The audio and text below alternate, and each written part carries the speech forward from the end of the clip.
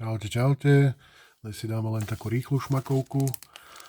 2 balíčky, 10 kariet od Marvelu. Cica Games.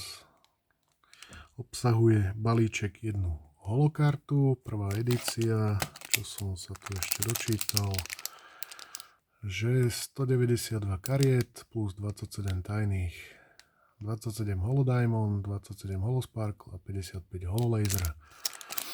Tak poďme sa pozrieť. To som len tak natrafil v Tesku. Tak som bol zvedavý, čo sa tam môže skrývať.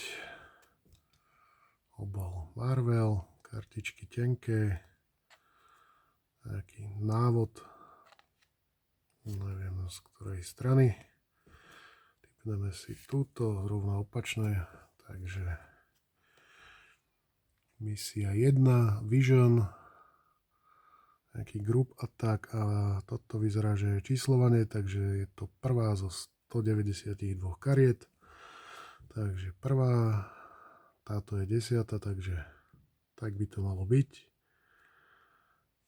A je to slečna Marvel. Pod tým máme Deadlock. Pozerám, že či je rozdiel v tomto, alebo neviem, nevyznám sa.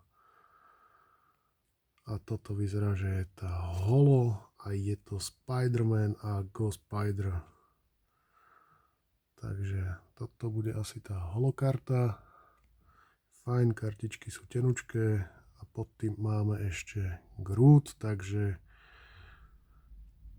teraz nech mi niekto povie, že čo je vlastne hit. Keď balíček má obsahovať jednu holokartu na balík, holodiamond,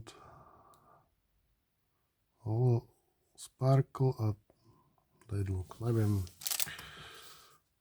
zistíme, pozrieme sa ešte na jeden balík.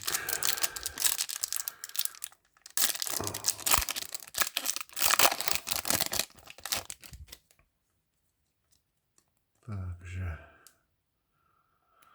kartón Amerika Chavez, to bude bejska, Spider-Man Noir je base, pod tým máme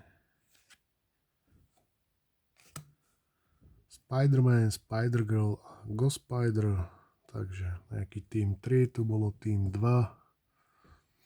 Neviem, netuším, celý checklist som vôbec nepozeral. A tu máme tú istú kartu, 141, takže dvakrát Groot na holo. A pod tým máme ďalšiu holo Mantis, takže na to, že to obsahuje jednu holokartu na balíček, tak tu boli v 2 balíčkoch 4, jedna, neviem nejaká šedá. Takže to je všetko, to bolo len tak v rýchlosti, v skratke pre zábavu. Čaute.